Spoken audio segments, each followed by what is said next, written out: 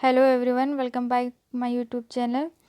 इस वीडियो में class 12th Hindi subject के बहुविकल्पी प्रश्न 100 की सीरीज़ चल रही थी, जिसका मॉडल पेपर चौथा है। आज 3 मॉडल पेपर मैं पहले से अपलोड कर चुकी हूँ, जिसकी लिंक डिस्क्रिप्शन बॉक्स में रहेगी, आप वहाँ से देख सकते हो। चलते हैं अपने इम्पोर्टेंट क्वेश्चन की तरफ। ठीक है, ये सारे क्वेश्चन अपने आप में काफ़ी इम्पोर्टेंट है।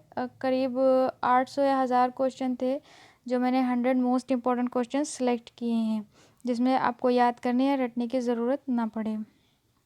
पहला क्वेश्चन है हमारा, भारत भारती के रचनाकार हैं। भारत भारती के राइटर का नाम पूछा गया है फर्स्ट क्वेश्चन में, जिसका ऑप्शन है हमारी महादेवी वर्मा जी भारत भारती के रचनाकार हैं। ये क्वेश्चन अपने आप में बहुत इम्पोर्टेंट है। नेक्स्ट क्वेश्चन है हमारा, दीप शिखा के रचनाकार। ज़्यादातर राइटर ही पूछे जाते हैं कि इनके राइटर कौन है। तो दीप शिखा जो रचना है, उसके रचनाकार कौन है या लेखक कौन है, इस तरह से पूछा जाता है। तो ये इनके भी राइटर जो हैं महादेवी वर्मा जी हैं। ऑप्शन सी हमारा सही हो जाएगा, महादेवी वर्मा। इसके अलावा आप वीडियो को पॉज करके अपना आंसर भी लगा सकते हैं।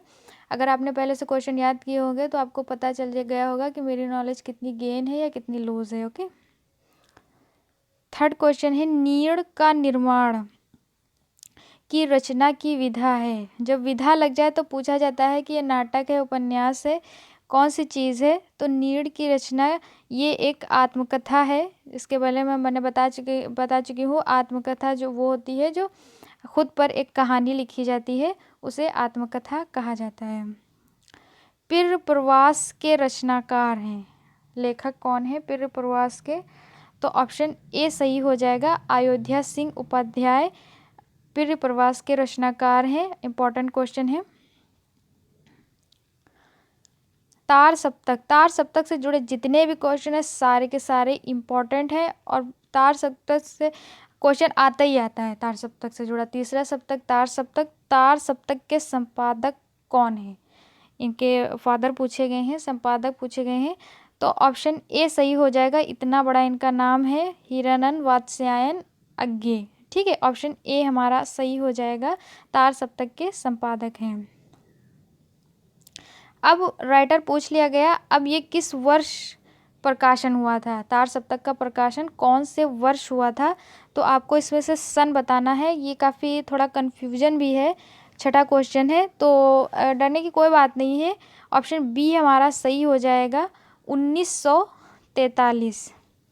1943 में तार सप्तक का प्रकाशन हुआ था, याद रखना इम्पोर्टेंट है।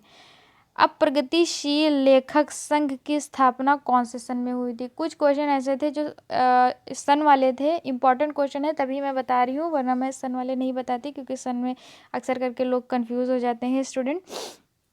तो इम्पॉर्टेंट है तो पढ़ना ही पड़ेगा। तो इसका राइट आंसर होगा, प्रगतिशील लेखक संघ की स्थापना हुई। ऑप्शन बी हमारा सही हो जाएगा, 1936 में प्रगतिशील लेखक संघ की स्थापना हुई।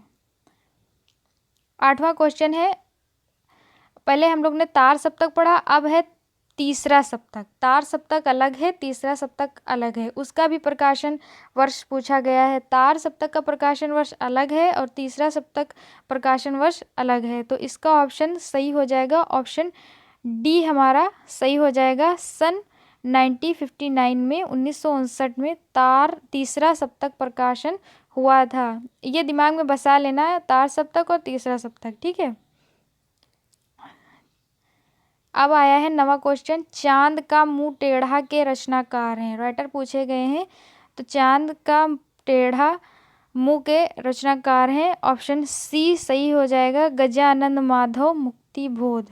ठीक है, इंपॉर्टेंट क्वेश्चन है। 10वां क्वेश्चन है, अनाम दास का पोथा के रचनाकार हैं। राइटर ही पूछे जा रहे हैं। अनाम दास का पोथा के रचनाकार हैं आचार्य हजारी प्रसाद द्विवेदी। ऑप्शन बी हमारा सही हो जाएगा। आधुनिक युग की मीरा बहुत इम्पोर्टेंट है और इजी भी है, आई थिंक आपको पता भी होगा पहले से। आधुनिक युग की मीरा महादेवी वर्मा जी को कहा जाता है आधुनिक युग की मीरा। अमीर खुसरो कवि हैं। 4 युग बने थे, आदिकाल, भक्तिकाल, रीतिकाल, आधुनिक काल। तो पूछा गया है किस युग के कवि है अमीर खुसरो, तो वो एक आदिकाल के कवि हैं। ऑप्शन ए हमारा सही हो जाएगा। तीसरा है बीसल देव रासो किसकी रचना है। बीसल देव रासो किसकी रचना है, तो आपको बताना है ऑप्शन ए नरपति नाल्हा की रचना है बीसल देव रासो। चौथा क्वेश्चन है छायावाद की मुख्य विशेषता बताइए। छायावाद की मुख्य विशेषता आपको बतानी है, तो इसमें से प्रकृति का मानवीकरण, युद्ध का वर्णन, यथार्थ चित्रण, भक्ति की प्रधानता। तो ऑप्शन ए सही हो जाएगा, प्रकृति का मानवीकरण छायावाद की मुख्य विशेषता रही। 15वां क्वेश्चन है चिदम्बरा पर ज्ञानपीठ पुरस्कार प्राप्त हुआ। चिदम्बरा पर ज्ञानपीठ पुरस्कार प्राप्त हुआ किसको, कौन से लेखक थे जिनको चिदम्बरा पर ज्ञानपीठ पुरस्कार प्राप्त हुआ, तो वो है सुमित्रा नंदन पंत जी को ज्ञानपीठ पुरस्कार प्राप्त हुआ चिदम्बरा पर। ठीक है। हरिऔध का जन्म स्थल, हरिऔध कहाँ पर पैदा हुए थे, तो आपको बताना है निज़ामाबाद में हरिऔध जी का जन्म हुआ था। अमीर खुसरो की चर्चा निम्नलिखित में से किस में है। अमीर खुसरो की चर्चा, उनकी बातचीत जब अमीर खुसरो की जाती है तो किस में की जाती है। ठीक है, तो उस उनकी बातचीत की जाती है खालिक बारी में की जाती है। किसमें, खालिक बारी में। 8वां क्वेश्चन है हिंदी का प्रथम महाकाव्य है। हिंदी का प्रथम महाकाव्य है, तो वो है ऑप्शन सी सही हो जाएगा पृथ्वीराज रासो। भक्ति आंदोलन का श्रेय जाता है, भक्ति आंदोलन का श्रेय जाता है, क्रेडिट भक्ति आंदोलन को किसका जाता है, तो ऑप्शन बी सही हो जाएगा शंकराचार्य को भक्ति आंदोलन का श्रेय जाता है। लास्ट क्वेश्चन है हमारा क्वेश्चन 20वां, ज्ञानाश्री भक्ति शाखा के प्रतिनिधि कवि हैं। ज्ञानाश्री भक्ति शाखा के प्रतिनिधि कवि हैं। भक्ति शाखा के प्रतिनिधि कवि कौन है, तो भक्ति में तो तुलसी, सूर, बिहारी, कबीर, तो इसमें थोड़ा कन्फ्यूजन वाला है, लेकिन कन्फ्यूजन की कोई बात नहीं है। आप लोग कबीर का नाम आराम से लिख देना, भक्ति शाखा के प्रतिनिधि कवि थे। ये था हमारा लास्ट क्वेश्चन।